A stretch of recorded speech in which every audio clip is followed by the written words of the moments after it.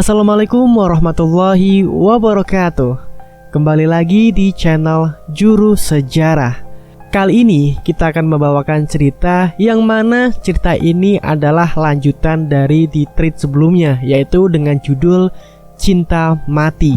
Nah, buat kalian yang belum dengar cerita di bagian sebelumnya atau di Cinta Mati itu, silakan kalian didengerin terlebih dahulu deh, agar kalian nanti bisa memahami dalam cerita kali ini yang berjudul Rumah Kematian atau Cinta Mati bagian kedua. Masih sama, cerita ini ditulis oleh akun Twitter yang bernama @bulanpurnama0. Kalian bisa langsung follow Twitternya ya. Oke, tanpa langsung berlama-lama lagi, langsung saja kita mulai ke ceritanya.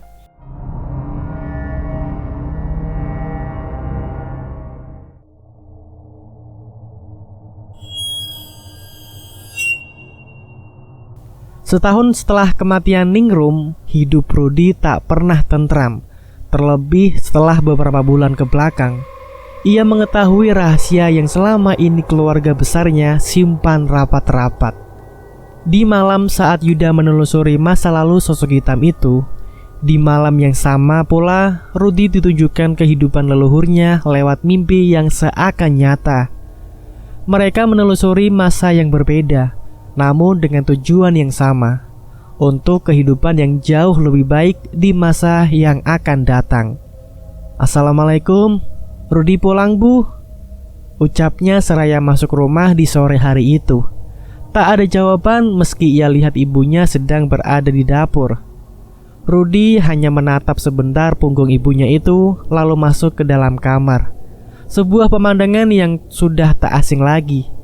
Ia letakkan tasnya di atas kursi dan ia lihat secari kertas diletakkan di atas kasurnya.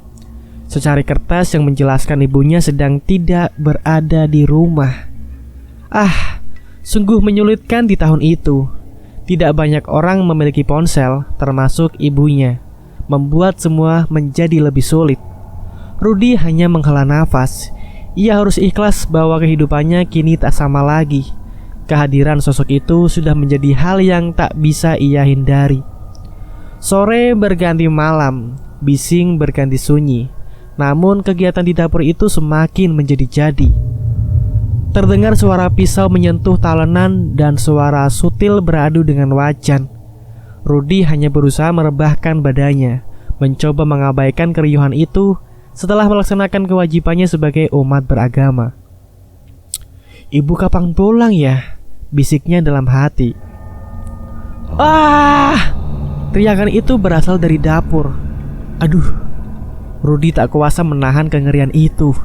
Meski ia sudah terbiasa dengan segala macam gangguan selama beberapa bulan ini, tapi rasa takut tetap ada. Entah sudah berapa kali ibunya mencoba mengusir sosok itu dengan bantuan kerabat yang ia kenal, namun semuanya gagal. Pindah rumah, itu sama saja. Bukan rumahlah yang menjadi penyebabnya, namun sosok Rudy yang mengundang makhluk itu. Satu-satunya cara hanya tinggal di rumah besar. Rumah yang tak akan pernah bisa dihuni oleh makhluk seperti mereka. Teriakan itu semakin kencang. Makhluk yang mampu mengeluarkan suara dan menampakkan wujudnya di dunia manusia. Rudy tak bisa membayangkan betapa kuatnya makhluk itu di dunianya sendiri. "Bu, cepat pulang dong," bisiknya dalam hati. Tok tok tok tok tok.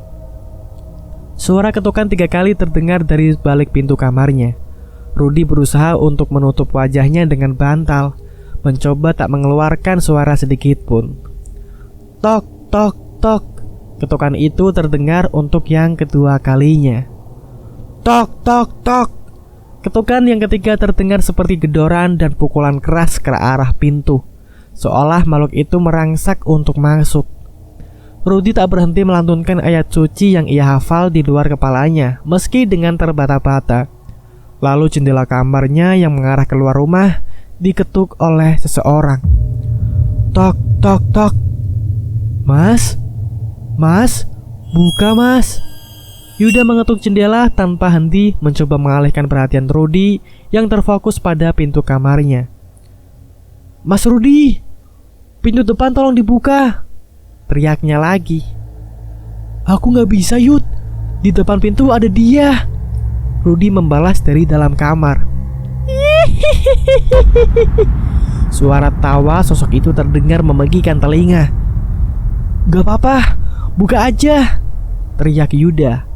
Rudy tetap menggelengkan kepalanya. Buka, Mas. Suara Yuda berubah menjadi bentakan. Tiba-tiba sosok Yuda di jendela itu berubah menjadi asap hitam yang menyerupai manusia. Rudy semakin kalang kabut dan tak tahu harus bagaimana. Sampai cahaya putih itu menyilaukan matanya. Cahaya yang ia lihat dalam mimpinya kala itu kembali lagi. Kembali ke malam itu, Yuda yang baru pamit pulang kembali masuk ke kamar rawat Rudy. Ia meminta izin untuk menginap semalam di rumah budenya itu. Tidak aneh, namun tak biasanya dia ingin menginap. Mengingat jarak dari rumah besar dan rumah budenya sangat dekat dan tidak ada alasan ia untuk menginap sendiri di sana. Namun budenya mengiyakan tanpa bertanya lebih lanjut. Rudy yang setengah tertidur mendengar percakapan singkat mereka. Tumben, ucapnya lirih. Kamu udah bangun? Tadi cuma ketiduran sebentar. Itu Yuda beneran menginap di rumah. Biasanya pas aku di rumah juga dia gak mau kalau diajak nginep. Justru karena kita lagi di sini, jadi dia berinisiatif untuk jagain rumah kita yang kosong. Lagi pula di rumah besar juga akan banyak orang. Masuk akal juga sih, balas Rudy. Bu, Ibu gak tanya aku. Tanya apa? Ya, kemarin malam pas ibu ke dapur dan penyebab aku kayak gini. Emang kamu mau cerita? Sebulan lalu aja ibu tanya macam-macam tentang berita itu, kamu gak mau bahas, malah cemberut. Iya gitu? Hehehe, lupa aku. Kalau kamu mau cerita, ibu siap mendengarkan. Kalau kamu gak mau cerita juga gak apa-apa. Yang pasti, ibu selalu ada kalau kamu butuh apa-apa. Rudy tersenyum sambil melihat wajah lelah ibunya itu. Hal yang terjadi padanya kemarin malam pasti sudah membuat ibunya terkejut. Namun tak satupun pertanyaan itu keluar dari mulut sang ibu. Rudy sangat bersyukur akan hal itu. Karena bagaimanapun juga, cerita itu terdengar sangat tak masuk akal bahkan untuk dirinya sendiri. Melihat ibunya sudah terlelap di kursi samping kasur, Rudy mencoba memejamkan matanya. Belum sampai beberapa menit, ia terbangun dan berada di sebuah kamar besar.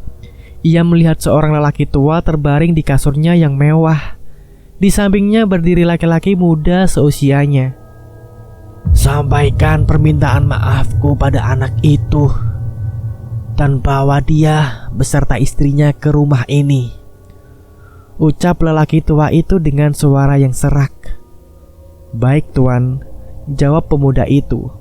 Belum sempat ia mengucap pesannya yang lain, lelaki tua itu menghembuskan nafas terakhirnya.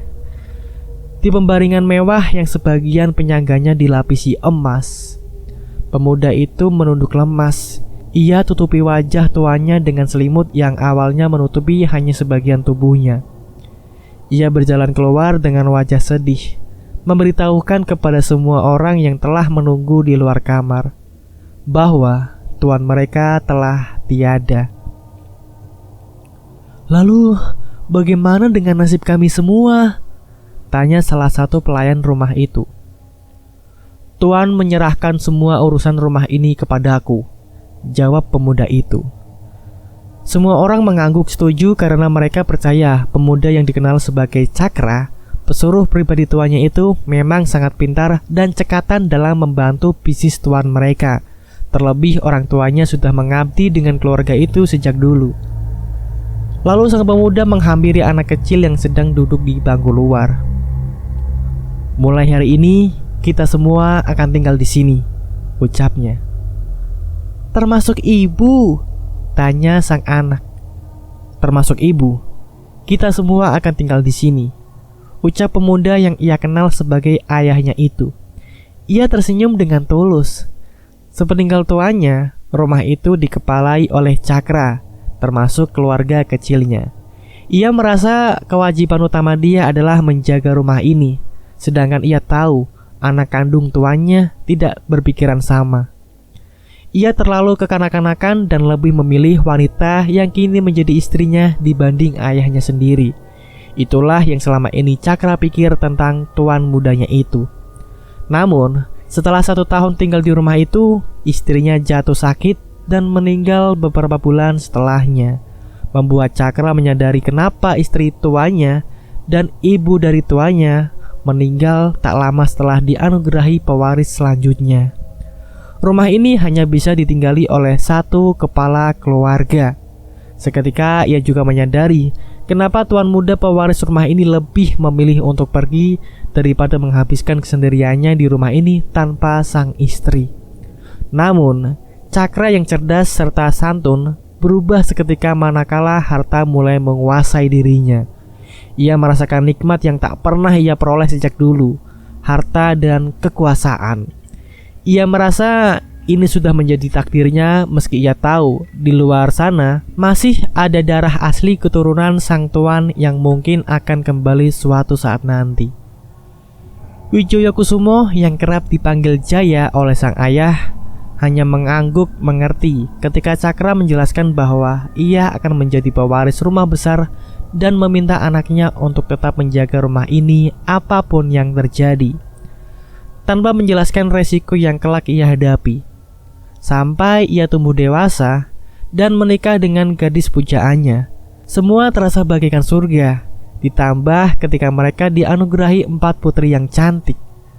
Namun kebahagiaan itu sirna saat sang istri melahirkan anak kelimanya yang sekaligus menjadi pewaris rumah ini selanjutnya. Ia meninggal setelah sang putra sudah bisa melepaskan diri dari tuntunan seorang ibu untuk memberi ASI. Ia meninggal saat Pandu, putra bungsunya, berusia 2 tahun. Dan kutukan itu pun berlanjut hingga Pandu menikah dan memiliki seorang putra. Istrinya meninggal karena kecelakaan ketika Yuda berusia 2 tahun. Dan tiba-tiba Rudi terbangun dari mimpi panjangnya itu. Ia menatap langit kamarnya. Gelap. Jam menunjukkan pukul 2 pagi dan ibunya masih terlelap. Mimpi apaan sih? Bisiknya pelan. Meski ia mengenal sang kakek, namun mimpi yang ia alami beberapa saat lalu seolah membuat ia lupa akan wajahnya. Ia merasa berada di dimensi yang lain dengan pelakon yang lain pula. Ia seolah hanya menjadi penonton dalam mimpinya itu. Sampai sekelebat bayangan putih membuyarkan lambunannya. Rudi bangun terduduk. Ia melihat ruangan di sekitarnya. Tak ada apapun di sana. Ia kembali membaringkan diri, mencoba mengabaikan. Namun bayangan itu muncul kembali, dan kali ini berada tepat di depan kasurnya. Ia yang tertidur dan menengadah ke atas tentu tak melihat secara langsung. Namun ia merasakan hembusan angin di kakinya. Ia kembali bangun terduduk sampai krit. Pintu kamarnya terbuka. Ia tak melihat siapapun di sana. Rudi diam tak bergerak saat sesosok bayangan putih itu mulai masuk dari balik pintu dan perlahan menghampirinya. Sosok putih itu bagaikan selambar kain putih yang menutupi tubuh besar seorang pria. Tak terlihat wajahnya dan tak tampak pula kakinya. Rudi mulai bergetar. Ia mengucap kata ibu, namun tak ada suara yang keluar dari bibirnya yang kering. Rudi menelan ludah. Keringat mengucur deras dari pelipisnya menuju mulut. Asin itu yang ada di benaknya. Suaranya lirih, mencoba sekuat tenaga agar suara itu keluar lebih keras lagi. Namun usahanya gagal. Semakin mendekat, sosok itu semakin kaku pula. Tubuh pria jangkung itu. Sosok bayangan putih itu langsung masuk ke dalam raganya. Rudi teriak. Ia menggeliat. Ia melawan pun percuma. Kekuatan itu terlalu besar sampai ia tak mengeluarkan suara sedikit pun. Mulutnya menganga, namun sunyi. Air matanya mengalir menahan sakit. Ia terperangkap dalam bayangan lorong waktu yang membawa ia ke mimpi sebelumnya, namun dengan sudut pandang yang berbeda. Mungkin ini jalan yang terbaik. ungkap seorang suami kepada istrinya di sebuah gubuk di pinggiran kaki gunung. "Mas yakin?"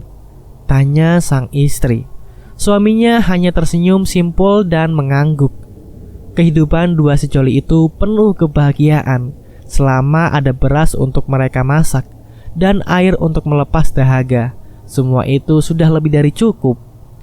Gubuk itu hanya memiliki satu kamar tidur dan satu dapur dengan kamar mandi berada di luar, beralaskan tanah serta berbilik satu lapis.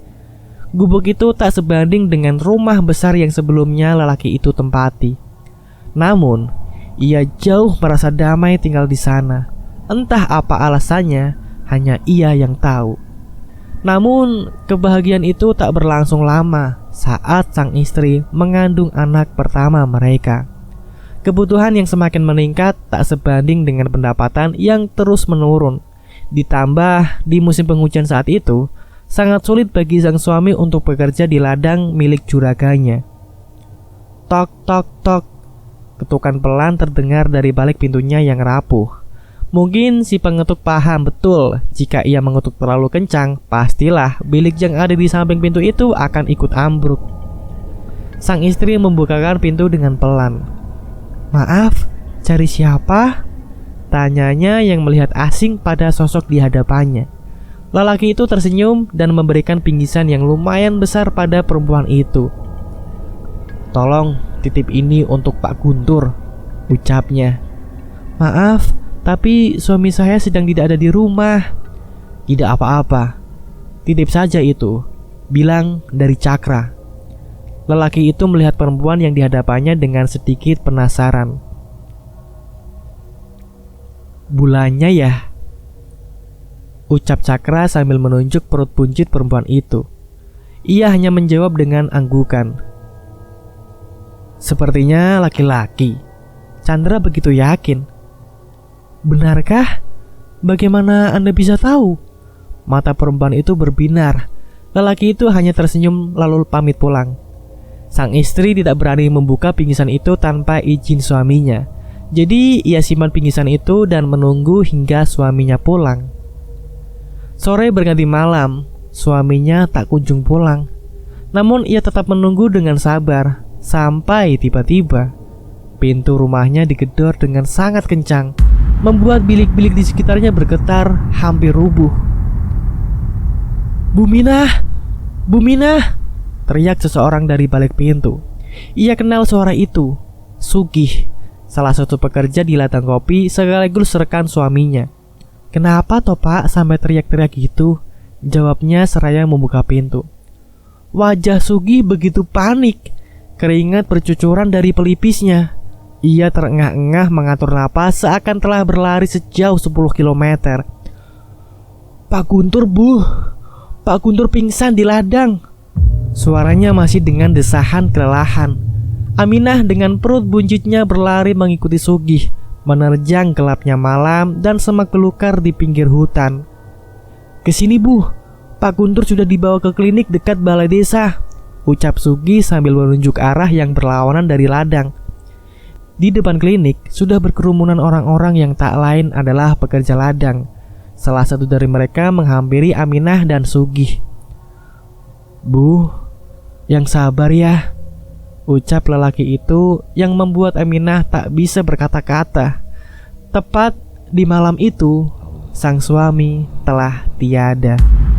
Tak ada yang tahu apa penyebabnya. Saksi yang pertama kali menemukannya hanya melihat Guntur tergeletak tak berdaya di semak-semak di bawah pohon kopi. Kehilangan seorang lelaki yang ia cintai mungkin menjadi titik runtuhnya kehidupan Aminah. Tapi bagaimanapun ia tak bisa menyerah. Ada darah daging suaminya yang saat ini masih belum terlahir ke dunia. Ia harus berjuang demi sang jabang bayi. Seperti yang lelaki tempo hari katakan, Aminah melahirkan bayi laki-laki yang sehat dan tampan. Ia beri nama Rahadi, berharap kelak anaknya bisa menjadi orang yang bersinar dan berkedudukan tinggi. Ia besarkan anak itu dengan penuh kasih sayang. Belum datang juga ya? Aminah menatap langit yang mulai gelap dari luar. Tampaknya sedang menunggu seseorang datang. Rahadi yang sudah terlelap, ia tinggalkan sejenak di depan kamarnya. Sosok itu datang, membawa bingkisan yang memang sudah ia siapkan.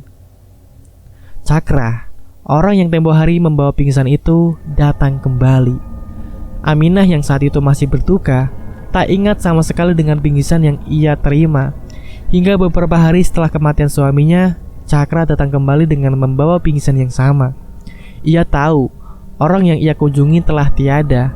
Namun untuk yang kedua kalinya, ia sengaja membawa bingkisan itu untuk Aminah dan calon anaknya. Dan rutinitas itu berlangsung sampai hari ini.